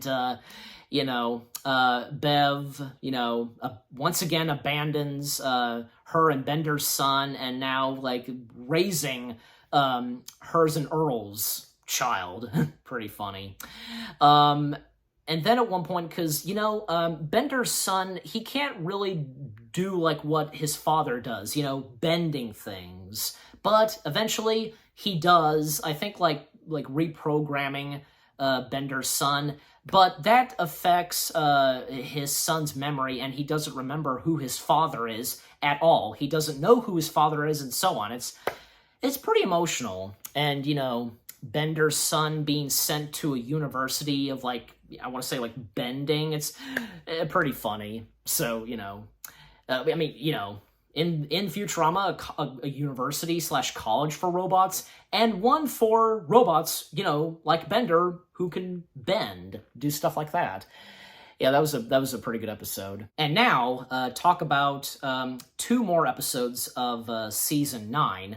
31st Century Fox and Naturama. In 31st Century Fox, when Bender joins the local fox hunting club, ethical questions, if I said that word right, about killing things arise. Yeah. I remember this episode because, yeah, Bender, as I read the description, Bender joining a local fox hunting club, and the leader of the fox hunting club being voiced by Sir Patrick Stewart. Like, great to have Patrick Stewart do a voice on Futurama, because, having cast members of Star Trek being a part of Futurama, and since, I talked about that one episode that pays tribute to Star Trek, and most notably the original series, yeah, having Patrick Stewart, Captain Jean-Luc Picard, it's great. And by the way, because the fox in this episode that they're hunting was voiced by Frank Welker, that was pretty funny. Well, I mean, Frank Welker, like, sometimes doing animal voices and, speaking voices. You get my point. But yeah, good episode. And Naturama, a humorous mockumentary about nature. In this one, because, yeah, the Planet Express crew become animals, like, a mockumentary, as the description reads, a humorous mockumentary. Like, seriously, like, you have, like Professor Farnsworth as a turtle, or you would have, like, say, Bender, Fry, and Leela, like, I think all three of them, like, as fishes, or some of them as birds. Like, it was a pretty funny episode, just to see them as animals. Like, is that not funny? It is, so yeah. So that, excuse me, so the last two episodes of Season 9, 31st Century Fox and Naturama, those were pretty good two last episodes of Season 9. And now we come to the 10th and final season of Futurama. And yeah, once again, lots of good episodes in this season. So the ones I'll be talking about, like the first one, episode 3, yeah, this was a good one. T, the Terrestrial. Yeah, clearly this episode is doing a parody of, literally, E.T. So the description reads, the crew goes to Omicron Persei 8, if I said that one word right, where Fry is left behind and rescued by a local boy, but his only wish is to go home. Yeah, and I forgot, I forgot to talk about these alien species. I almost forgot to talk about them because, yeah, an important part of Futurama. And I believe as though, because, yeah, like, it's obvious, like, yeah, like Maurice LaMarche doing a couple of those aliens, including the main one. And, like, there was even one episode where, they were determined to know what happened in, like, the last episode of their favorite, like, Earth TV show, but, what happened was, in Fry's old time, Fry accidentally caused, like the network to, like, go out, go black, and, the aliens, they missed out on the last episode of their favorite Earth show, and thousands of years later, they want to know what happened, and they're determined to know, and, the Planet Express crew, it's up to them to reenact and to do the episode. It was pretty funny. If you know what I'm talking about, if any of you have seen that episode. But yeah, so in this one, because, yeah, the main alien, I think, is Lur, yeah, Lur, and there's also Jur, both alien parents and their son. Yeah, basically, because, Philip J. Fry befriends their son, and, Fry is the E.T. in this episode, basically. And Bender, yeah, he was the one that was responsible for leaving Fry behind, and, Bender pretending and lying to the Planet Express crew that Fry is okay, safe and sound, and he's been very busy with work, of Planet Express, and using, like, a tape recorder to do Fry's voice, like, Fry's voice on the tape recorder, and, like, what Fry says in response, like to say Leela, etc. It's pretty funny. But of course, with Fry, sending out a signal back to Earth, and Bender discovers the signal, and Bender, flying the Planet Express ship to save Fry, and of course, in the end, Fry is brought back home, and all ends well between him and the aliens. Yeah, it was a really good episode. And episode 6, just like with the last episode of, season 8, where, the Planet Express crew, they're black and white cartoon characters to anime, as I talked about. Well, another one that they did, and this one being Saturday Morning Fun Pit. In this one, President Nixon is watching his favorite TV shows, which spoof 3 actual cartoon series using Futurama characters. And yeah, one of them was Scooby-Doo. You have the Planet Express crew as the Scooby-Doo gang. That was pretty funny. Because with them as the Scooby-Doo gang, well, I think it's obvious, some of them, Fry is Shaggy, and Bender, who better than to be Scooby-Doo? It's pretty funny. And then another episode in season 10, which being and another one of my favorites, Leela and the Gene Stalk. Yeah, this was another one of my favorites. Okay, so the description reads, after a rare condition causes Leela to grow tentacles, she stumbles upon a secret genetic engineering facility. Because at one point, Bender takes the Planet Express crew out, I should say, to a rodeo, bar, I want to say, and they're riding, those mechanical bulls you ride on, but it's alien type of bull, I want to say, that they ride on. And Leela, because she's holding on, but she's really holding on, but the thing is, she's got suction cups on her hands. Well, that's because she starts to mutate and have tentacles and stuff like that. And she needs to get out of there, and she needs to do something. She at one point has to leave Planet Express and leaves a note for them. But even at one point, Fry, well, of course, knowing Fry, he's determined to help Leela with this condition she has, even at one point, selling the Planet Express ship. And basically, yeah, you can tell by watching this episode, they're doing a parody of Jack and the Beanstalk, because Fry selling the Planet Express ship, he's selling the cow, and all he gets is beans. And of course, but with in this episode, Professor Farnsworth, fed up with Fry, because yeah, and that's the thing, throughout the show, Professor Farnsworth giving Fry such a hard time, okay, that's Professor Farnsworth for you. And, and by the way, because Professor Farnsworth, everybody remembers his famous quote, "Good news, everyone!" So, there's that.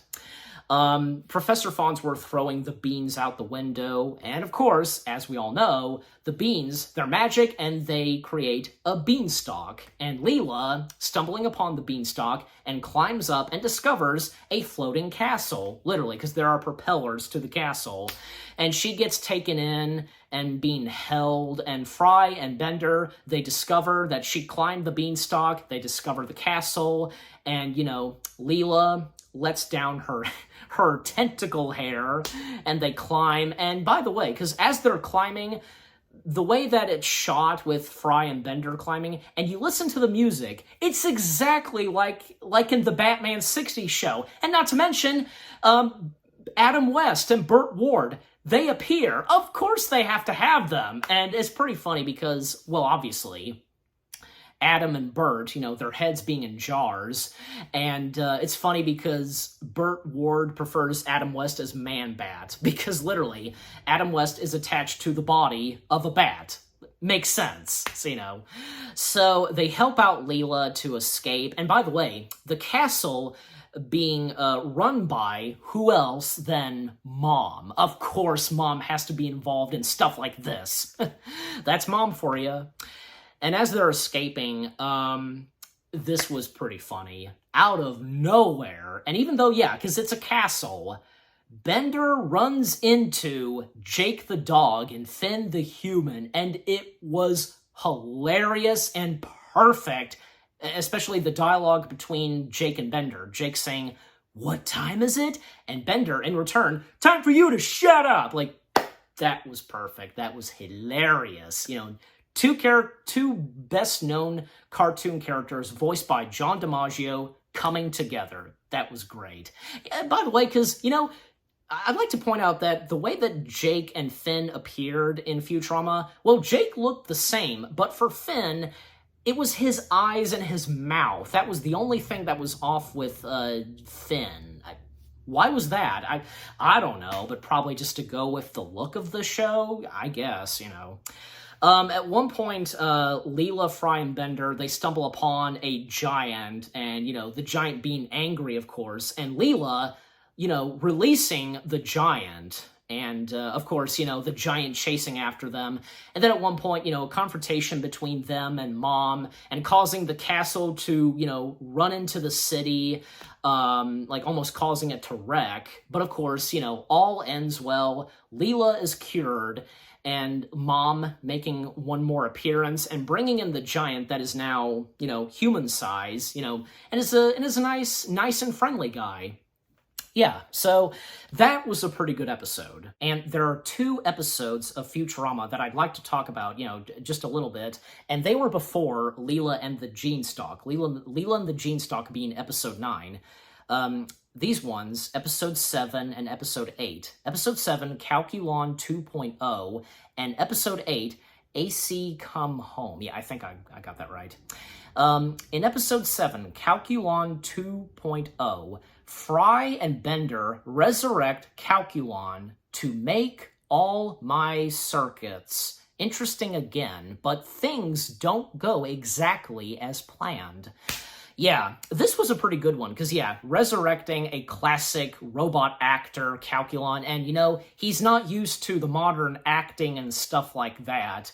It's a pretty funny episode, but in the end, you know, things end well for Calculon. Like, you know what? He had, you know, because when we first see Calculon, he's in robot hell, and he's annoying Robot Devil. And, you know, Robot Devil is just wanting to get rid of Calculon just to get him out of his sight. And thankfully, because, yeah, Fry and Bender, they ask Robot Devil to bring Calculon back, stuff like that. And as I said, like, Calculon not doing so good with, like, trying to do modern acting and so on.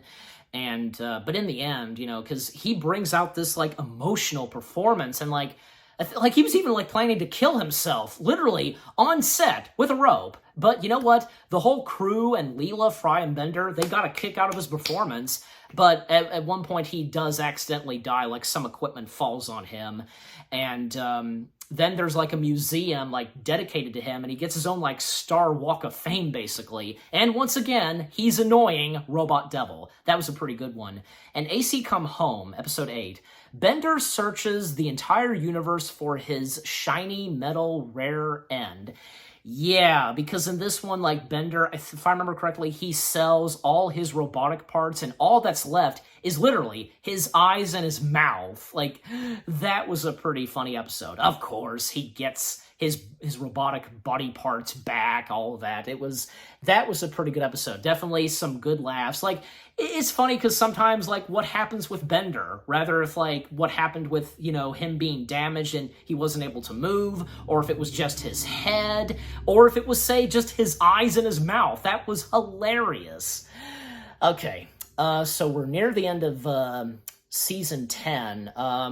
Yeah, because the last, let me see, like, last 4 episodes were definitely some really good ones. In episode 10, Game of Tones, the Planet Express crew journeys into Fry's dreams to pull off a mission in the year 1999, because there's this flying ship that, you know, is coming in and basically, like, causing to destroy planets, and is this close to destroying Earth, like, playing this tune, like, do, do, do, do.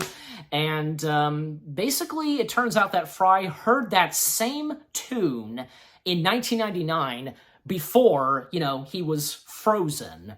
And so, yeah, throughout the episode, like, Fry in his dreams and, reliving his old life in, the late 20th century, and when he was a delivery boy, when he was with Michelle and with his parents, and, even at one point, how much he misses his parents, his family, especially his mother. And, the Planet Express crew is determined to figure this out and to get Fry to focus. And even, Nixon being involved in this, of course, well, obviously, because it's very serious. And by the way, because in Fry's dream, Seymour, of course, we get the appearance of Seymour, Fry's dog. Seymour actually has a speaking part, just for one line, and he was voiced by Seth MacFarlane. Like, that's awesome. And hey, great to have Seth MacFarlane do a voice in Futurama, because why not? So, yeah. And by the way, because there's one character that I forgot to talk about, and that was Scruffy. Yeah, the janitor, who from time to time had some funny moments, and he was there, sometimes he wasn't, Scruffy was funny. And Scruffy being voiced by David Herman, yeah. And so, yeah, oh yeah, and by the way, Michelle in this episode was voiced by Sarah Silverman. That was interesting. Yeah, Sarah Silverman voiced Michelle.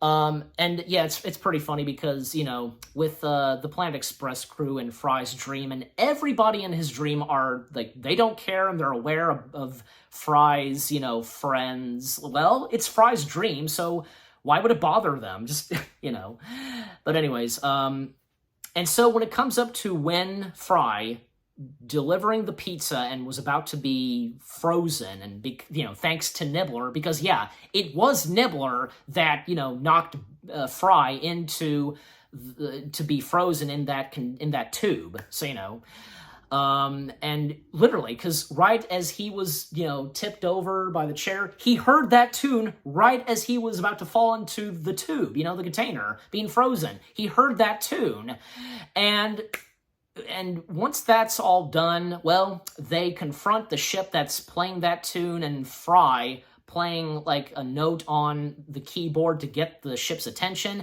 And it turns out that, it's it's the same species as Nibbler. It was Maurice LaMarche voiced, I believe, yeah, it was, was it him? No, it was Frank Welker. I don't know, to me, I thought it was Maurice LaMarche, but no. Frank Welker voices Seymour, yeah, again, the same species as Nibbler, and the thing is that Seymour was not trying to blow up Earth, but he was trying to locate the missing vehicle that Seymour and Nibbler, they were on, because in 1999, yeah, they were present, and yeah, because Nibbler, causing Fry to, be frozen and so on, and after they had some drinks, they dropped the keys in the sewer, yeah, the car was just left there on top of, like, the top of the roof of the building. And of course it is found, and you know what, it's still functionable after, like, hooking up electricity to Bender. It's pretty funny because with electricity and Bender, oh yeah. Yeah, and Seymour, he flies off with the ship, and yeah, all ends well, except for one more thing, and that is Fry. You think that Fry is dreaming about his mom, but according to Nibbler, because Nibbler pops up, I think so, or I think it was either Nibbler or Seymour, either one, where, he tells Fry that it's actually his mom's dream. Yeah, Fry is in his mom's dream. His mom is dreaming about herself and Fry. That was a sweet, emotional way to end the episode. Am I right? Yeah, so Game of Tones, that was a pretty good one. And, so episode 11, the third to last episode of season 10, Murder on the Planet Express. The crew get trapped aboard the Planet Express ship with a horrific alien creature. Yeah, this was a pretty good one because, like, the Planet Express crew, they're trapped on the Planet Express ship, some of them getting eaten by a creature, and like, they don't like, and besides, the creature is, mutates and disguises itself as, like, either if it disguises itself as Zoidberg, Fry, Bender, you name it. And all that's left, like, it comes down to Fry and Bender. And it turns out that, nothing really happened. Like, it was all just like, it was like a test, because that's the thing, because at the beginning of this episode, like, each of the Planet Express crew were starting to accuse one another, like, thinking that Bender used Fry's toothbrush to, clean his, robot butt, or, Leela accusing Amy of doing something, about her, boxing, and Herm's accusing, I think, Zoidberg, about eating his lunch, and pretty funny stuff. But of course, with what happens with the creature and so on, it helps the Planet Express crew to, reevaluate, what's been going on with them and so on. And again, all leading up to and leaving off with Fry and Bender. It's just the two of them, and it turns out this was all just part of a game and a test, and the game host, basically, I believe, like, Frank Welker, did he voiced I'm not sure, but like, Fry and Bender, they kill the game host, and they think it's still a trick, but it's not. Even say the Planet Express crew, they're alive and well, and they're having a party on the bridge, and they come in, and they're wondering where the game host is, and Bender and Fry hiding the evidence, even when, it's reported on the news that he's been missing, and, revealed that he was murdered by two victims and so on. And by the way, the news anchors of Futurama were pretty funny too, especially one of them being an alien, obviously. One alien, one human, and the one alien being named Morbo, Morbo, and being voiced by Maurice LaMarche. Yeah, Morbo was a pretty funny character. And Murder on the Planet Express was a good episode, and hilarious, of course. And now the second to last episode, episode 12, Stench and Stenchability. In this one, Zoidberg's budding romance with a flower shop owner who cannot smell his unpleasant odor is tested when he's given the opportunity to give her a nose transplant. Yeah, this was a pretty good one, because, hey, an episode centering on Zoidberg, and there were plenty of other episodes centering on Zoidberg. Not to mention there was one in one of the early seasons where, I guess a little bit similar to Amok Time, the episode in the original series of Star Trek, because, you have Spock and Kirk fighting, well, and the same goes for Zoidberg and Fry. So, that was a pretty good one. So in this one, Stench and Stenchability, because, Zoidberg, falling in love with a, flower shop owner. And by the way, because the flower shop owner is voiced by the one and only Emilia Clarke. That's right. Like, even when watching this, I know I've seen this episode before, but, watching it again, and, I had totally forgotten that she was in this episode. I was like, that has to be Emilia Clarke. And it is, because, you recognize that British voice. But not only with that going on, also, I don't know why it didn't talk about this in the description, because Bender faces off, like a dance off with, like, you think, like, she's this sweet little innocent, like, cute little girl, but no, she's kind of a little greedy one and, like, very evil. Not greedy, but just, very just an evil one, and, like, how she interacts with Bender, named Tonya, played by Tara Strong. Tara Strong. Good to have Tara Strong do a voice in Futurama. Good voice actress. So Tonya being this little evil girl, like, trying to win and, like, be a better dancer than Bender. Golly, because even, like, near the end of the episode, like, when Bender and Tonya, they have like a dance-off, and like Tonya at one point has a heart attack, and it seems like that she died, and Bender, he's the only one that is happy about this, even dancing on her corpse. Like, geez Louise, Bender. But hey, actually, thanks to Bender for dancing on her body, she comes back to life. And it seems like, yeah, things get better between Tonya and Bender as, they're dancing outside of the Planet Express building, dancing for cash. And even like, yeah, Tonya in on this with Bender. Like, they're a perfect team, like stealing a wallet and so on. Yeah, typical of Bender.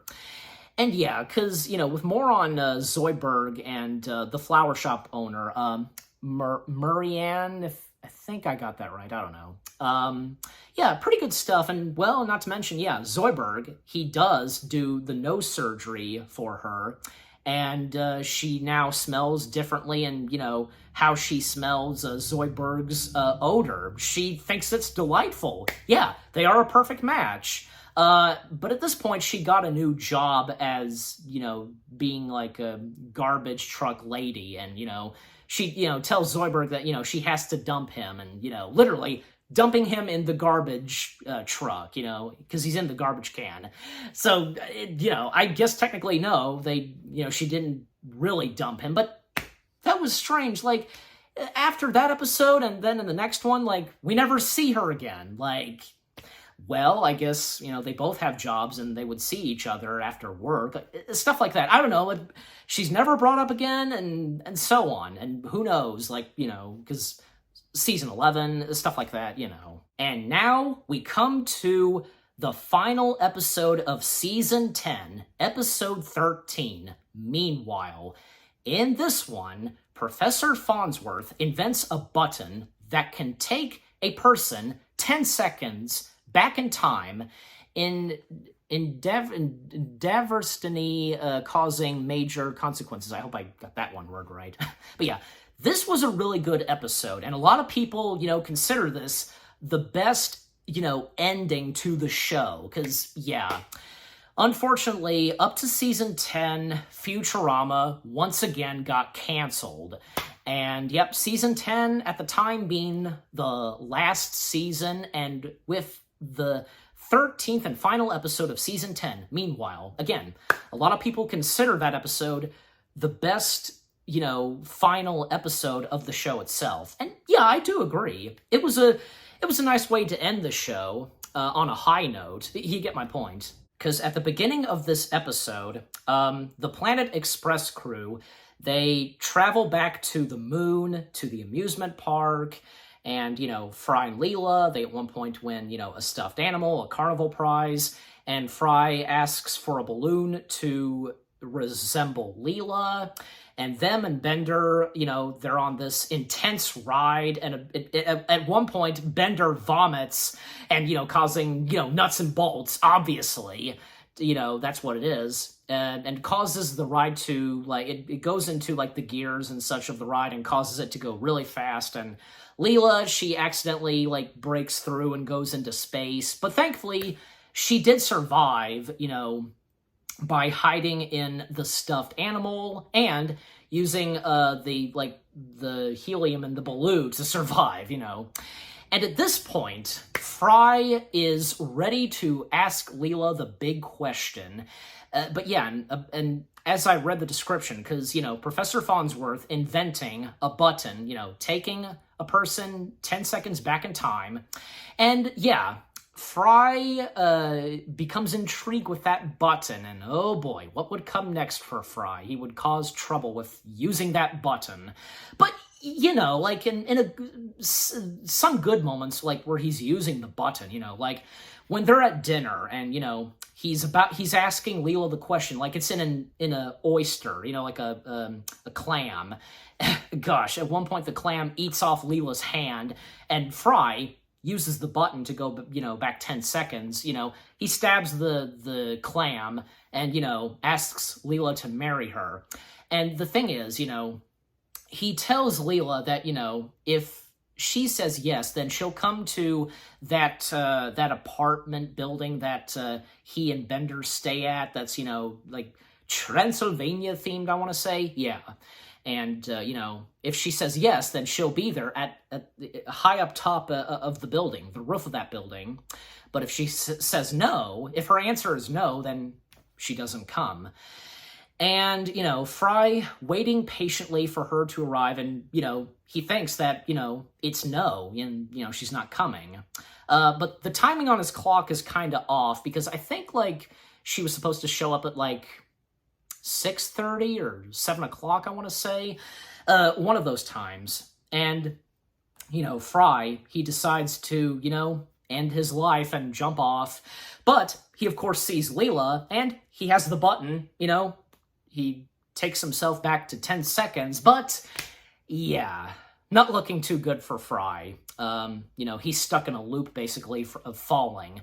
And Professor Farnsworth and the Planet Express crew, they find out that, thanks to Bender, because Fry kind of gave it away to Bender and had Bender not tell anybody, but Bender had to tell them, and thus, they go and save Fry. Gosh, even when Fry does hit the ground and just splat, like, oh my gosh, and Leela commenting, saying, he has a lot of blood being thin.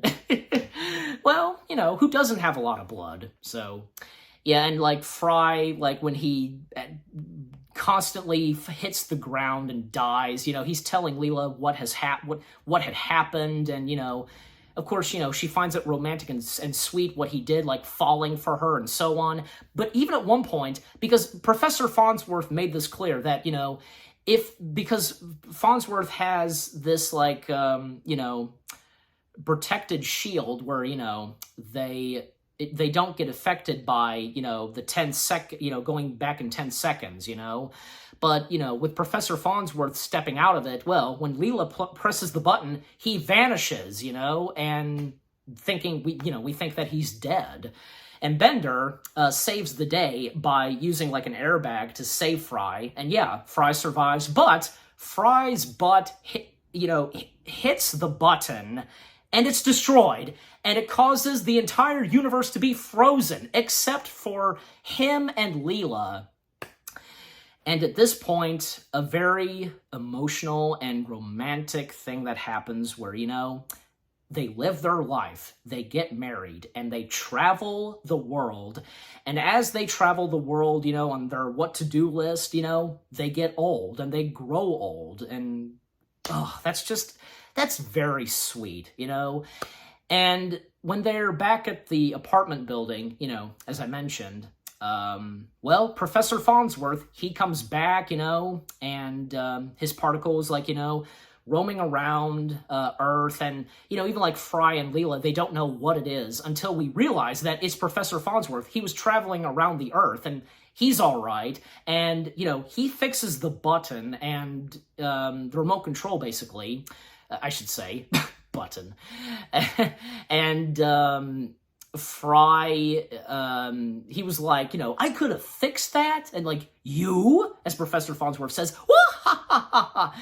yeah, and basically, he reset it, and everything will go back to the way it was before this happened, with the remote control and pressing the button and the whole thing, just what happened in this episode. And I'd like to point out, some people say that what happens at the end of this episode, like, it sets everything back to the way it was. Like, I don't know, like, some people say that it starts from the beginning, like, literally, at season 1, where Fry was. Like, am I correct on that? Because I feel as though that I've heard it from some people, but I don't know. To me, that seems a bit far-fetched. Like, is it really necessary to go all the way back? Like, Fry made it up to this point where he's with Leela, they're happy together finally. You get my point. And hopefully, yeah, for season 11, establishing that very well of what happened in the final episode of season 10. But overall, episode 13 was a great episode, and for it being the final episode of season 10, like, what a great way to end the show at the time when it came to an end. Futurama. Wow. I tell you, just Futurama is a great piece of TV animation, you know, for it being sci-fi. The characters are great, you know, it had some of the best episodes, but of course, like, you know, with some TV shows, there will always be bad episodes, and I don't know, I mean, I don't think I found any episode of this show bad. I don't think so. But, you know, I'm sure you guys will probably point that out in the comments section. And yeah, this was a lot of fun reviewing this show, you know, reviewing all 10 episodes, and I think it was worth it, because, hey, I'm a huge fan of this show, and, you know, just everything about Futurama is really good, and I can't wait until, you know, it comes back. And definitely, I'm giving Futurama 10 out of 10 stars. 10 out of 10 stars for Futurama. And what about you guys? What do you think of Futurama itself? Which are your favorite episodes? Are you a fan of the show like me?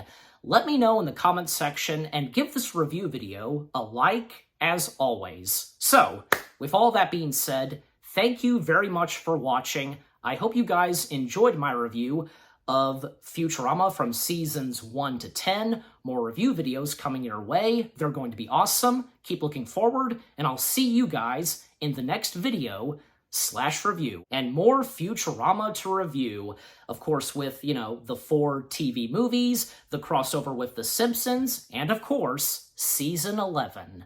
Take care, and peace out.